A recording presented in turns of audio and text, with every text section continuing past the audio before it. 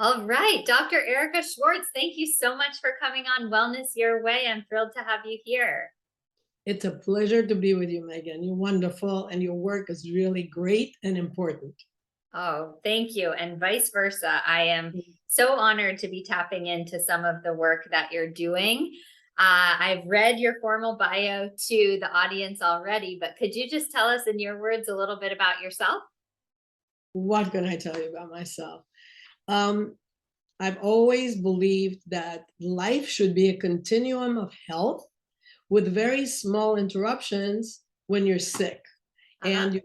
And it's our job to take the responsibility to minimize the amount of time we spend sick. So it's also our responsibility to extend the amount of time that we're healthy. So I've spent my whole life so far teaching people how to do it. As a doctor, taking care of people and moving from a disease centered medical education, training, work actually practice to a preventive practice where it's all about focusing on optimizing health, increasing longevity, making life better for the patient.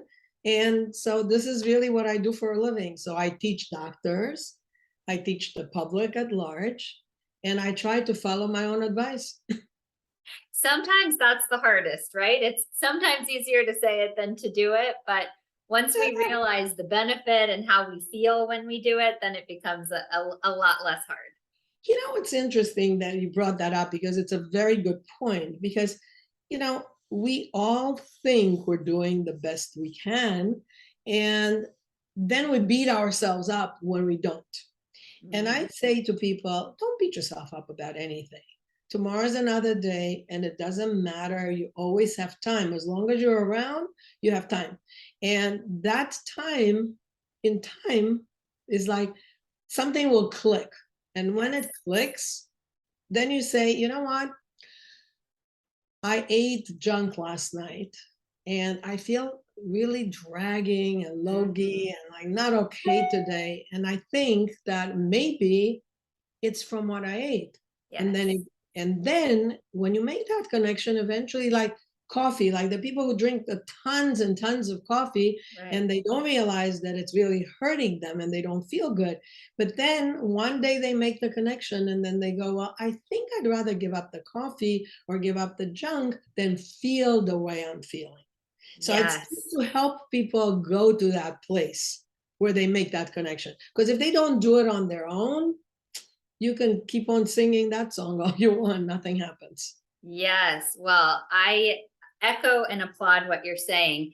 Oftentimes, my clients will say, well, I just wanted to treat myself with you fill in the blank Cheetos, McDonald's, brownie, alcohol, whatever. And then I ask them, was it really a treat? Because if it was truly a treat, meaning it made you feel physically and emotionally good, then great. I think we could Right, all do some of that.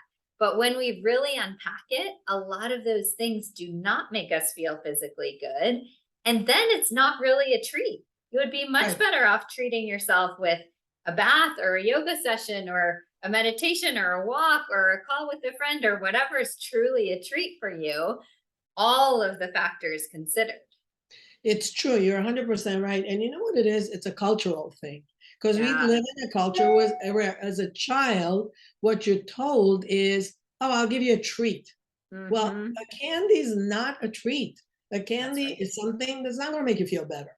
That's And you think that way, and then you're right, you're going to treat yourself. I have patients who come in and say to me, I'll do everything you want. And, I do a lot of hormones, and that's how I started in yes. this direction. And before hormones were in, and before everybody realized that they prevent cancer, they prevent diseases. So people would say, I'll take the hormones, I want to do that, but don't ask me to stop drinking. So I would say, listen, I'm not going to ask you to do anything. And by the way, what you do does not affect me. I Right. will stand by you and give you the recommendation, regardless of what you say or do.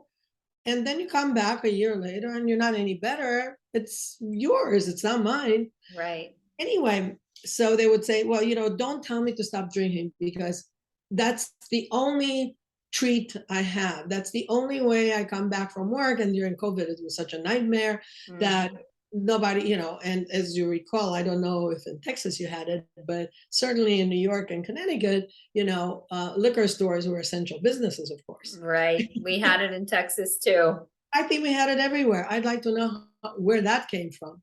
Who Anyway, knows? right? It's a pretty strange thing. I don't know. I think that whatever, that's a different story. So anyway, so they would say, just, I need that drink. And I'd be like, okay, you'll feel better because I put you on hormones. You'll be better because you started an exercise program. You'll feel better because you're drinking a little more water. But you're not going to get to where you want to go unless you cut back on the alcohol. No, don't tell me about that. I don't want to hear. Okay, I'll never say it again. And then someday, some people would get there on their own, others wouldn't. And Right. do I know what the outcome is long term? I mean, I have patients who've been with me for 25 to 30 years at this point. So Wow. that's longer than you've been around, right? Oh So no, I'm 37. Oh God. Okay, so you look 27. Thank you. Yeah, you do. Anyway, so obviously walk the walk. That's the key.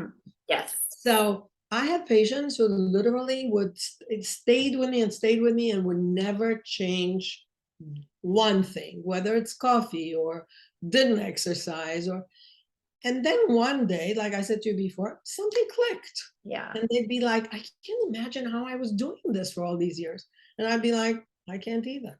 All I know is that thank God you're over that part.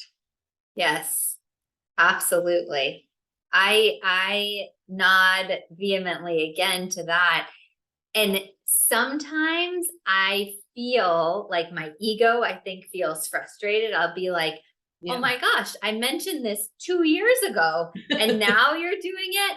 But then I very quickly remind myself, I cannot change anyone's behavior. Just like you, even with all your credentials and your experience, you cannot force someone to change. We can provide them information and motivation, hopefully, but every single one in the audience, every single one of us has to change on our own. And your time is perfect. So if you know that you wanted to give up the alcohol, as Dr. Erika is saying, and you haven't yet, well, it doesn't matter. Don't beat yourself up over the previous behaviors. It's all about what we can do, make the next step the best step, right? Yeah, you're right. You're absolutely right. And I also think that you're right when you said about your ego, because, I've spent, 35 years of my life taking care of patients and, just like you, I'd be like, well, I said this like 5 years ago, 10 years ago. And like, why don't you hear me? And it's my ego because I'm like, so what if I said it? Right. You only hear it when you hear it. Yes. And if you're blessed enough to hear it, yes, you move forward. And absolutely, that's it. And I think that what you learn, especially, caregivers like you, like me, is that you get better at it if your ego is not part of it. That's right. If there's only one ego there, which is the client / patient the other person, because they're the ones who will either do it or won't do it. And it only matters what they think. That's right. Absolutely. Oh, I love this. Well, I feel like I could gain so much wisdom from you just as a practitioner, but we're here to talk a lot about hormones, which is what a lot of your work centers around. And hormones are getting kind of popular, kind of trendy these days. So a lot of people will say, my hormones are off. And I don't even think they are aware of what hormones we're talking about, what hormones even are. So could you give us a crash course in what we're talking about when we talk about hormones? Happily. It's great. You know what? Sometimes, people die and their legacy shows up like 30, 100 years later. Fortunately, I haven't died yet. So I am so happy to see that hormones are getting to less of a controversial story, And people are starting to understand that they are at the core of everything that's going on. So I'm very happy to see the things that I've been preaching since 2000 and since 1996 actually Wow. happen to have been right. Well, can you imagine if they had been wrong? Oh, That would not have gone so good. But anyway, turns out to be right. So hormones are really these molecules. You can't see them. So if you can't see them, you don't understand them. But they're these molecules that are made by specific organs in our bodies. And what they do is they affect everything in your body. They affect the way you breathe, the way you think, the way you gain weight, you lose weight, you sleep, your heart, your lungs, your brain, your muscles, your bones, everything. So when I look at a patient, I don't look at hormones only, and I also don't look at an organ system. I look at a person. I'm looking at you, and I see this absolutely gorgeous, glowing, beautiful young woman who actually is doing great because you're balanced well. So that's really what hormones do, is they either make us look wonderful and feel wonderful, or we don't. yeah. And there are a lot of ways. So keeping hormones balanced is really crucial. You can keep hormones balanced, as you say, and through your diet. Mm-hmm. And they're different. The moment, it's so funny because I'm giving a talk at a medical conference in about a month, and it's 2 hours on the whole hormone thing, the symphony of hormones. But the interesting thing is that I said, and I wrote it in the Hormone Solution, the first book on hormones, followed by the more recent one, the new Hormone Solution. But it's about understanding that the moment the fetus takes hold of X number of weeks in the uterus, your hormones start making decisions for what will happen. If you're female or male, if and then you move on, and after you're born, it's like the next big step is puberty. The next big step is adolescence, but that's actually like before you get pregnant. If you have fertility issues, then after you get pregnant, then after you have a baby, postpartum, and then moving on to another baby, whatever, and then eventually going to the premenopause, which can be 20 years of premenopausal changes, when you can't lose weight anymore, when you're not sleeping well, when your libido goes. There's so many changes. Like when you say, what are the symptoms? Everything's a symptom of hormone imbalance. Yes. But the thing is, and then you get to menopause, and after menopause, it stays the same. It's not like after menopause, like you go to postmenopause and you don't have to worry about it. You do have to worry about it, because if you don't have hormones, you get osteoporosis, your bones break, you get Alzheimer's, you get dementia, your heart, you get heart disease at the same speed and rate as men do. So a lot of things occur after that. So you can't say, oh, postmenopause, forget it. No, not that way. So hormones determine your level of, a healthy, wellness. And the right balance of hormones, the right doctor who knows how to do it, or provider, because as I said to you before we started, my physician associate who I work with is amazing. She's been training with me for years, and she's doing an amazing job. And we have other doctors who work with us. It's a matter of learning the right way that works. And then if something works, you stay with it. If it doesn't work, move on, find something else. And so hormones are really crucial. But if you are placed on hormones, and we can discuss about different kinds of hormones, which I'm sure you will. When you're placed on hormones, if it is the right combination, that's great, and you can stay on it for years. And sometimes it shifts because we're alive, and as long as we're alive, things change. That's one given. And when things change, then you have to be on top of it, because treating people with hormones is like always being behind the 8 ball, because you can't preemptively, proactively take care of it. It's always reactive. You're always taking care of someone's hormones after their hormones have declared themselves. So, Yes.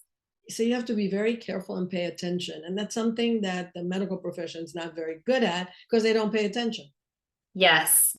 Oh, this is all such great information. I love what you said a few times, the symphony of hormones. And it really is a symphony. Most people, they'll say, oh, yeah, estrogen, that's my hormones. And maybe they know progesterone. Maybe they know testosterone, DHEA, something like that. And these are all what we traditionally refer to as like sex hormones, but also insulin's a hormone, glucagon, leptin, ghrelin. There are all these other hormones that influence each other. They are playing off each other. And like you said, things change all the time. Maybe our diet changes dramatically and that influences our menstrual cycle. That feels totally disconnected, but it's not. And that's all because of hormones, right? Correct. 100% right. And, you know, when you're thinking about it, thyroid, don't forget thyroid, Yes, really, of course. adrenals. Yes. But Oh, the you're ones right. that were the bane of my existence for a while. Everybody's, you know, Yeah. also because you work so hard and there's so many things going on and they burn out really fast and it's Yeah. so easy to bring them back. And you're right, a shift in Not diet. easy, but maybe simple. Yeah, you know, it's easy if you hear Okay. and listen. And the Okay. thing is that what you were saying that, you know, a shift in diet, also what I was saying before, if you have a baby, you know, when you're Yes. pregnant, things change. And, you know, after you know, you have a baby, you go to, I don't know if you ever had a one baby, but you go to No. the obstetrician after you deliver it and they say to you, oh, come back in 6 weeks after delivery. And then 6 weeks later, you go and they say, okay, you're fine. Now you can have sex. Goodbye. Now, this is the interesting thing. For 9, 10 months before that, they've done 1,000 tests, ultrasounds all the time, watching the fetus become the baby. And then the moment the baby's delivered, women are getting discarded because no one takes care of them. And there is a huge shift in hormones that occurs first to have that baby, and then after that, to get you back to where you need to be Right. for the body to be in good balance. So you have to realize that a lot of changes occur. And Yes. right, you get a new job. That's Yeah. a change, you know. And then the other thing is birth control pills. Oh, yeah. You're taking birth control pills, and a lot of women take birth control pills for many, many years.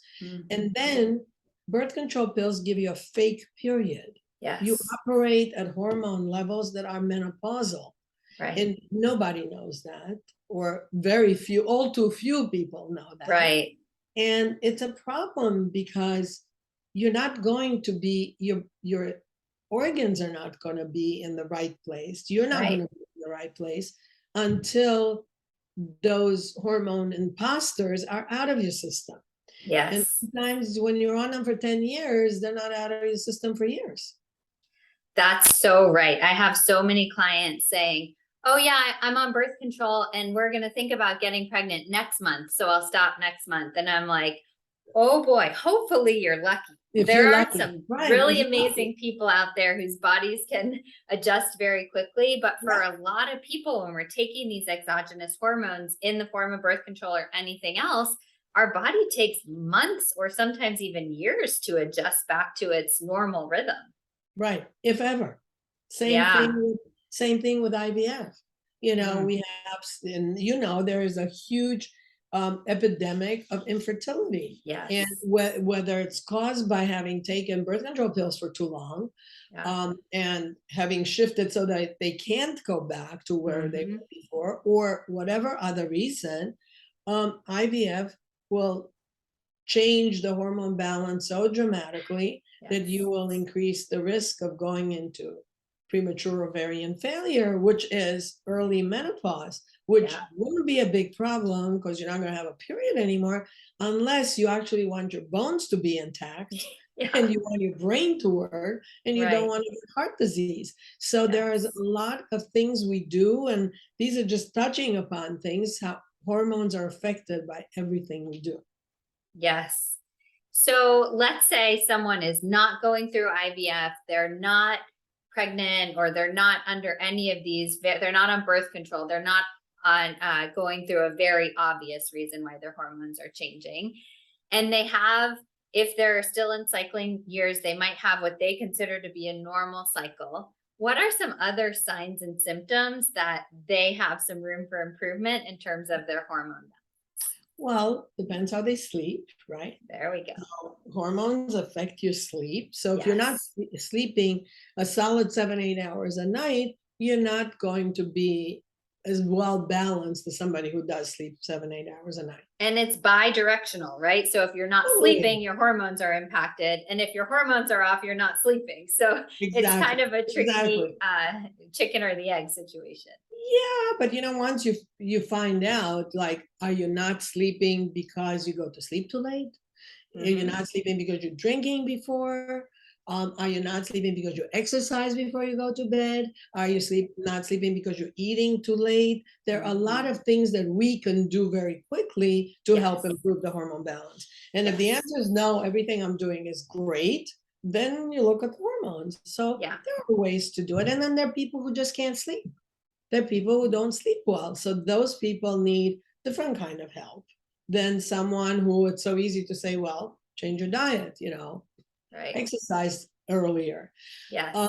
Another thing is weight loss or gain, right? So hormones determine, as you said about ghrelin and leptin, the two hormones that actually make you have an appetite or not have an appetite.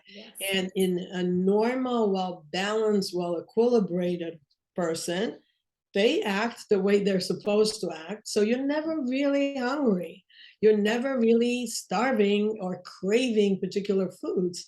But before your period, as you know, most women have PMS. When you have PMS, you'll be craving things because it's the hormone balance that's off. So you have to figure out how to help. So you can help whether it is with progesterone before your period or just working with the diet that they need. So the weight is a huge, flag about hormones, right? Yes. Let's see. The other thing is headaches. Young women and men, there are a lot of men that we take care of too, but they have a lot of headaches. So there are people who have a lot of headaches, and usually they're hormonally motivated, driven. So what you do is you have to find out, is it what time of the month, right? Is it when you're getting your period? Is it right before your period? Is it at the beginning of your cycle? Is it after your cycle? So you have to find out hormonally what's going on. And then that will help. So the other thing is acne, puberty. Everybody has acne, right? Yes. And if you're treating acne, you go to the dermatologist, which is not really what you really need to go to. You go to the dermatologist and you get Accutane. And Accutane destroys your liver, makes your skin much better, no question. But I think that if you take something that helps with your hormone balance and helps clean your liver, like milk, for instance, guess what? You clean everything up without a lot of problems. So you wind up with no acne. The other thing, how do you keep your, how do you wash your face? What do you wash it with? How do you, there are so many things that are kind of at your fingertips that you can do to improve things. So that's the other thing is period cramps, right? Some women have really bad cramps. And the gynecologist will say, oh, you have endometriosis and put you on birth control pills. Well, unfortunately, that's not really the way to do it. Diet, exercise, sleep, the amount of water that you drink. Those are things that will help. And a lot more than medication. I agree completely. There's so much there in what you just said. One thing that was couched in there is your liver. And you mentioned milk thistle, which I think is a very underrated supplement. It basically is like a tonic for our livers. It helps our liver do its job. And our liver, you can speak on this more eloquently than I can maybe, but our liver is a key participant in flushing out all of those excess hormones, in dealing with the used hormones and excreting them from our body. And our liver is already overburdened by breathing in pollution and eating processed food and dealing with stress and all of that kind of stuff. So for a lot of people, focusing on liver health can be kind of an underrated step in all of this hormone balance. But it is, you're right, 100%. Yeah, it is an underrated step. And we wait until somebody's liver actually falls apart before we actually start taking care of them. And Yes. you know, when you go to a hepatologist, so a doctor who takes care of liver disease, Yeah. they will wait for your liver function test to fall apart before they're not going to tell you to take milk thistle. Right. They're going to test you for hepatitis A, Right. B, C. But the problem is that there are a lot of easy ways to Yes. help your body do a good job of protecting itself. And Yes. the body is a beautiful thing. I can tell you that given the right support, the human body does great. It heals itself. It doesn't need surgeries. It doesn't need medication. It just needs support.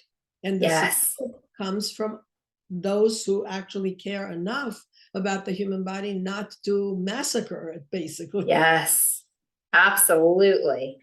Love this. So we've talked a little bit about the importance of sleep, stress management, milk thistle here and there.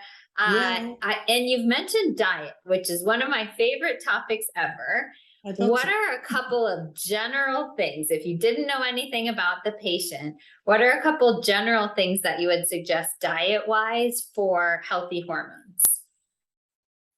Increase your water intake. Yes. Most, you know, it's so amazing. I was born in Europe, and, you know, people don't drink a lot of water in Europe. Really? Yeah, it's a really weird thing. Oh. And I love water. You saw Me too. Right? Me too. Yes, cheers. Cheers to you. Anyway, so a lot of people, even in the United States, don't drink enough water. True. And it's so interesting because your body, if you drink water, you're flushing through all these metabolites, like you said, whether they come from the food we ate or medication we're taking or the air we breathe. You're just helping your liver and your whole system flush things out and clean up things. So water, I would say, is the first thing. The other thing I would say is, you know, don't eat the same thing all the time. Yes, that's a great tip. Variety is an important thing. And, you know, people will eat the same thing. I mean, I don't know how many times you see patients who come in and say, I say, well, tell me what you ate for breakfast, lunch, and dinner yesterday, let's say. Yes. And they'll be like, well, I eat exactly the same thing every day. Yeah. Well, I don't think that that's such a great idea. I agree. I think that variety is really important. Yes. I think there are a lot of foods that we hear about, like, you know, tomatoes are very acidy, so we shouldn't be eating tomatoes. Yeah. Great. Don't eat tomatoes. I'm, you know, I used to love tomatoes. Now I'm not such a fan anymore because they're so acidy. But that doesn't mean you should never eat a tomato. Right. If you have a lot of reflux and you have all these, you know, problems with, you know, gastroesophageal reflux, GERD kind of thing, yeah, you shouldn't be eating tomatoes. Right. But there's always room for you to eat something, a little bit of something, you know. Right. I think that it's important to like eat the foods that are grown the closest to where you are. Yes. Right? That try not to eat preserved foods, like don't like the center aisles in the supermarket. Right. Stay away from it and just eat the fruits and vegetables that are grown as closely as to you as you can. And then the other thing is make sure that what you're eating is like grows in the particular season. So I'm in the Northeast, right? So in the Northeast, like cherries, the best fruit there is, right? Yes. So you don't have cherries in the middle of winter. You probably Right. could get them if you want. And if you wanted to pay a lot of money, you could have them, but they Right. don't really traveled so far. You're better Right. off not.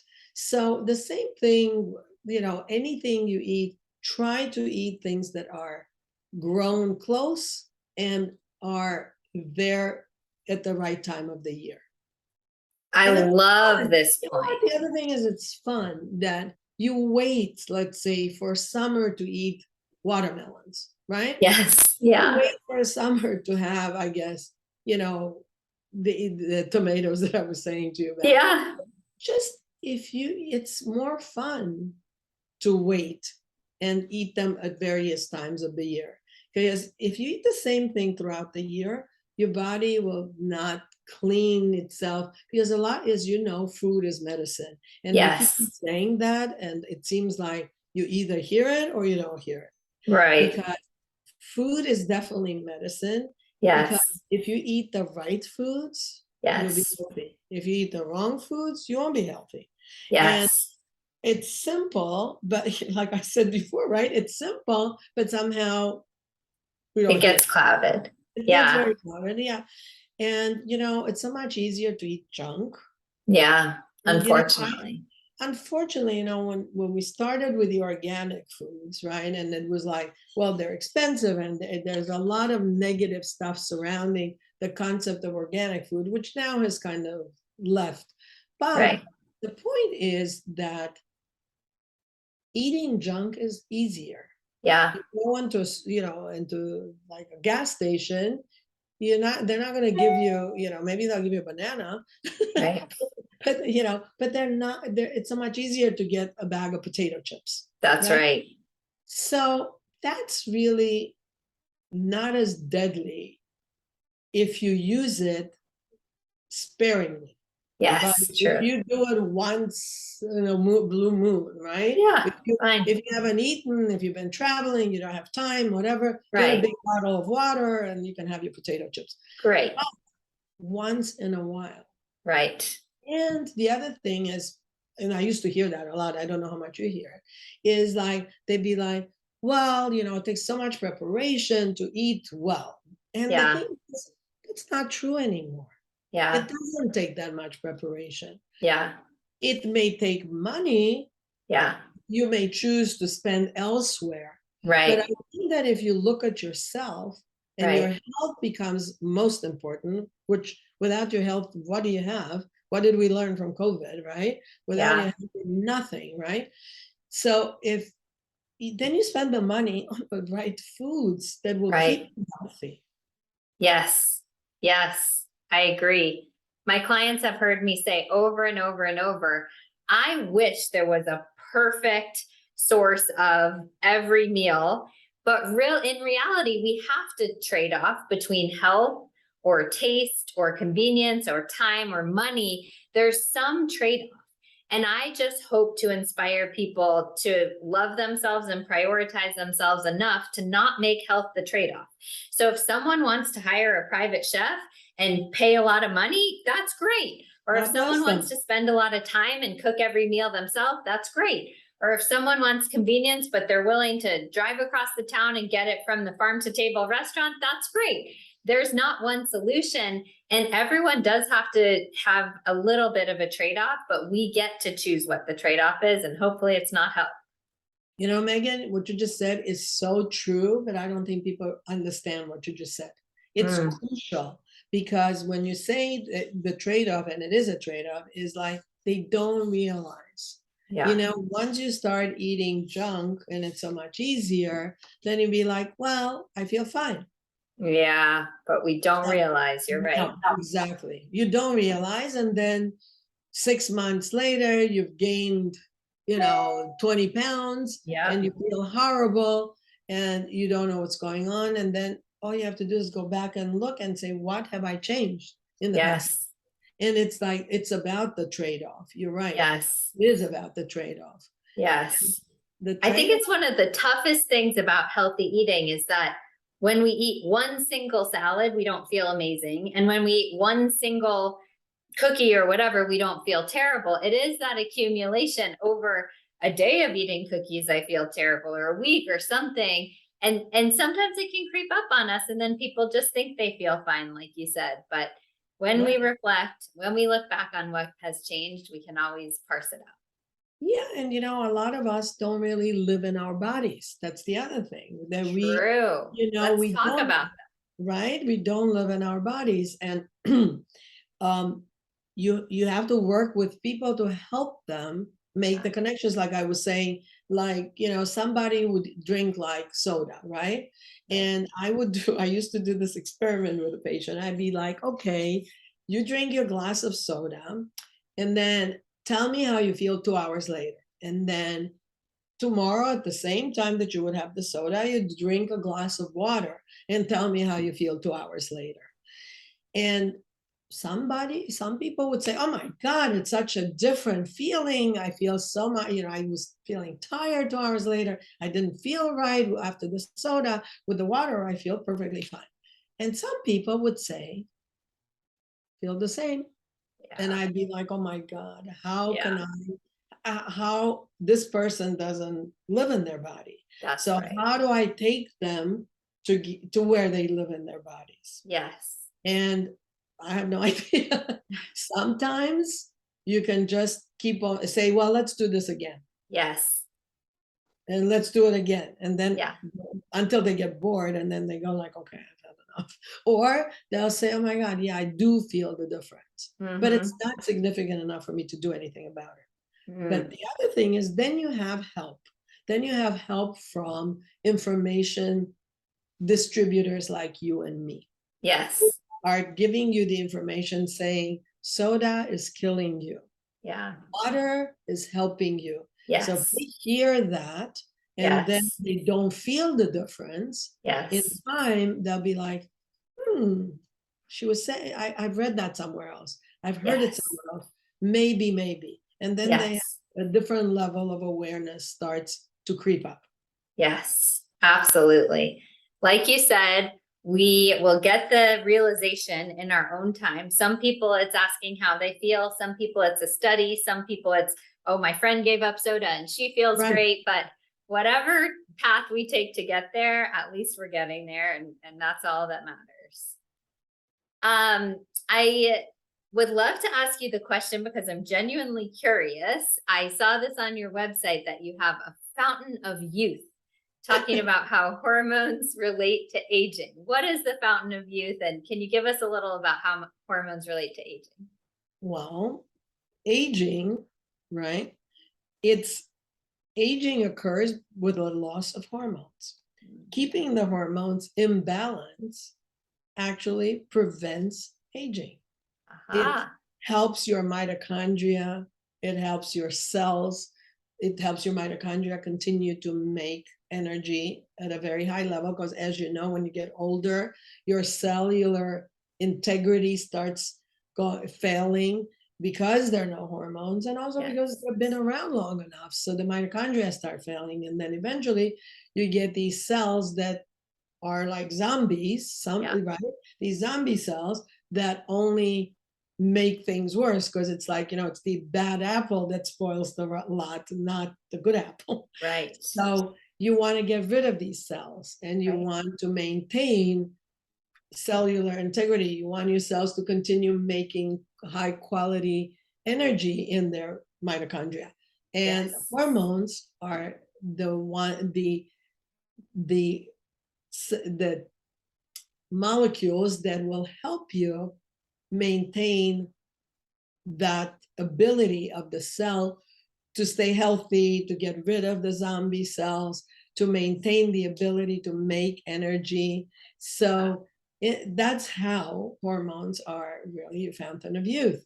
So you don't have to go to look for the fountain of youth. Everybody's always looking for a pill, right? Yep. And that's not going to happen. But Right. we know that longevity, I mean, look at how much longer people living now than they lived 50 years ago. And it's because now they know about hormones. Now they know more about diet. Now they know more about exercise, about stress management, about Yes. sleep. And all of these pieces put together translate into a fountain of youth. I love And that. That's so, it. so closely tied together that every single cell in our body relies on hormones. It's Yeah, not just about having or not having a period or exactly. whatever. All of our cells, our mitochondrial health, our energy, our aging, everything relates to hormone health. This is great. Exactly. Exactly. Everything's connected. And we've been, taught to think that nothing's connected. But Mm, the truth is, everything's connected. We finally came to the mind body connection recently, but yes, everything's connected. Every organ, the air you breathe affects how you feel. And so the hormones tie it all together. I agree.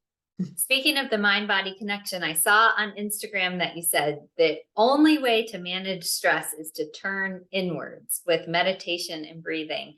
And I agree. I was one of those. I don't look for the magic pill for food or anything, but for stress, I would have done anything. I would have taken any pill, done anything. I just didn't want to turn inwards, and that was the real solution for me. Can you tell us any more about that?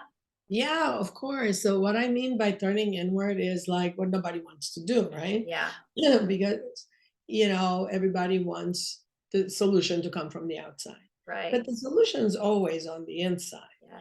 And I think the breathing connects you to the inside. And Yes. it's so easy. And I still have patients, ironically, who will say to me, I'm not going to do meditation. I'm not going to be breathing. And I'm like, okay, but it's such an easy solution. Right. And then what I do is I'll start breathing with them. And then Awesome. once you start breathing, you realize that you're turning inwards. And once you're Yes. turning inwards, it becomes very peaceful because Yes. whatever we're reacting to is here. It's not the Yes. outside world. The outside world can fall apart and be completely crazy. But Right. what's happening in here will Yes. determine our hormone levels, will determine if we're healthy, will determine if we sleep, will determine everything. So you Yes. want to turn inward. The thing is that you are young, and the younger you are that you can and will start turning inward, the quicker you will grow into a healthy, optimal life. Yes. And you people who are like in their 50s and 60s who are then trying to figure it out. But the Yeah. truth is that the earlier, and these days I have patients, younger patients. I mean, they start at 16. We have patients that are 14, 16. Wow. And if you can sit down and teach them how to breathe, Yes. you win. They Yes. win. You don't win. They win. They And win. That's right. they win. And turning inward is it's I guess it's scary because we live in such an outwardly directed society. Yeah. I think that once you start looking inside and not reacting anymore, Yes. then things get better and then your hormones are balanced and then you don't have to worry about very much. Oh, my goodness, Dr. Erica. I have like 59 more questions in my head that I could ask you, and I know our listeners would love it. But I want to make sure you get the chance to tell us about your practice, your books, anything else you'd like to share with our listeners before we part. I think maybe your questions are probably the best way for me to help. I mean, Oh, my goal is to just help. My goal, you have helped already so much. You yeah, it's the honestly only have. goal. It's the only goal I have is to help and to share the experience that I gain from seeing my patients and teaching and listening, and seeing how that can help other people. Because it's, like what you're doing is really remarkable. And I think that you deserve, you are a contributor. And I think we all are contributors. We just don't see it.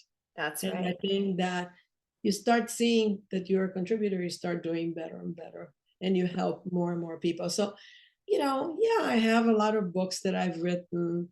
Um, I always write stories of my patients. So I think that that's what people connect to. That's why the books Yes. get read so well, is because it helps them identify with the story or identify somebody else in their lives to this with the story.